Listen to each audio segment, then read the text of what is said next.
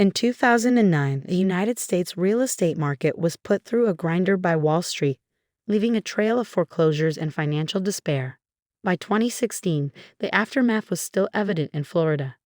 In the North Miami Beach area, abandoned $30,000 one-bedroom apartments languish on the market for months. Fast forward to the COVID-19 episode. Florida witnessed a phenomenal real estate market boom fueled in large part by the mass exodus of New York City's elite and the biggest human migration in Florida's history. This shift was not about escaping the pandemic's clutches.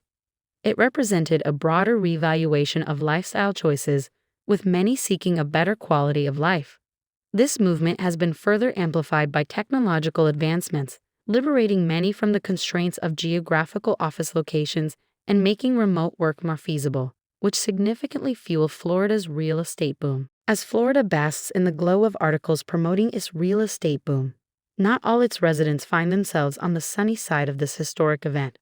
For many Floridians, the sudden influx of newcomers and skyrocketing property values have created a scenario reminiscent of a polar bear on a thawing Arctic ice floe, stranded and struggling to adapt to a rapidly changing environment. Just as no one hears the cries of a drowning polar bear, similarly, the growing number of tents popping up under the bridges in downtown Miami goes unnoticed. Let me not get sidetracked. I will cover this story in upcoming video because homelessness is not just a unique Florida problem. Those who have recently migrated to sunny Florida, only now realizing most of it is a swamp filled with alligators, pythons, and iguanas. It represents the unforeseen dangers and complexities of their unfamiliar environment, where familiar risks loom like dominoes on the horizon. First domino, investors should be paying attention to aging and unprepared infrastructure. Florida is known for many things, but construction engineering marvels are not among them. The collapse of a building in Surfside, built in 1981 due to a pool leak, starkly contrasts with the enduring lighthouses of the 1800s in Ireland, designed to withstand direct hits from 100-foot waves. The catastrophic collapse of a building prompted the Florida government to enact stringent building recertification rules. This regulatory shift aims to prevent similar disasters, but comes with significant financial implications for property owners. The cost of complying with these new standards can reach tens or even hundreds of thousands of dollars in assessments, a burden that many long-term owners find untenable. Yes, those who cannot afford to take out additional financing will sell. But the risk is not in who owns the building, the aging buildings themselves, that we're built next to salty waters of Atlantic Ocean and overall infrastructure of the entire state is a risk that should be taken into consideration. Domino of uninsured properties. This video is not to confront your opinion on climate, but to point out a simple fact: the retreat of insurance companies from the state, which leaves many Floridians without coverage. The increase in hurricane strength and frequency is a major factor. This reality forces residents and investors to confront the daunting prospect of bearing the full cost of any storm-related damage, at the time when skilled workers do not work for less than $35 an hour. Construction materials doubled in price, making even basic repairs prohibitively expensive for average first-time homeowners. Another unstable domino looming over Florida's evolving real estate landscape is the dramatic rise in homeownership costs, such as taxes. The updated tax assessments reflect the market's appreciation, but they also impose a significant financial burden on those whose incomes have not seen a proportional increase. This situation is further compounded by rising condominium fees and utility bills, which can double household expenses. I want to draw your attention not to the fact that someone must adapt to a new economic reality and is forced to sell, but the fact of approaching a moment when everyone is forced to sell at the same time. This time, the bubbles are different.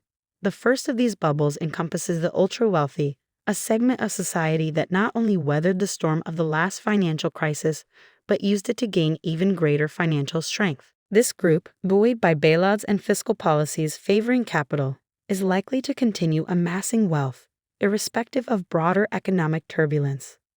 The resilience of this bubble, however, stands in stark contrast to the precariousness of the broader market, which bears an uncanny resemblance to the conditions of 2007, complete with a euphoric atmosphere and things will only be better mentality. That is detached from reality as I see it. At the time of great uncertainty and fear, many purchased million-dollar flips, that beneath their painted walls and cheap laminate flooring house outdated electrical, aging plumbing, and non-existent insulation. Reflecting on my personal journey through the tumultuous waters of the 2009 financial crisis, which paved the way for significant financial gains, I have adopted a more cautious stance. As of today, I have paused all investments into the real estate market. This decision stems from concerns over diminishing returns, cooling short-term rental demand, and the high probability of significant disruptions within the next few months to an enormous portion of population, including homeowners who find themselves in outdated flips, obligated to make monthly payments for the next 20-plus years amid a technological revolution, estimated to eliminate 1 billion office jobs over the next 4 years. The current climate within Florida's real estate market illustrates a scenario distinctly different from what we observed back in 2007. At that time, houses were sold for less, with lower interest rates, yet many people still found themselves unable to keep up with their payments. This historical context sets the stage for a critical examination of today's market conditions characterized by high property values, increased interest rates, and a speculative fervor reminiscent of pre-crisis euphoria. As we move forward, the lessons from past crises are clear. Marketing teams hired for financial sector have already successfully used too big to fail card to enrich one exclusive bubble. At the same time, when disaster, financial or natural, wipes out your home and half of state's island, like what happened in Hawaii, the U.S. government will provide you with $700, just enough to buy this tent with an option of next-day delivery from Amazon. This article was written and produced by Oleg Riga. Follow and subscribe to stay up to date with fast-changing business environment. Remember, era of chatbots is here. You have only two options: join or be left behind.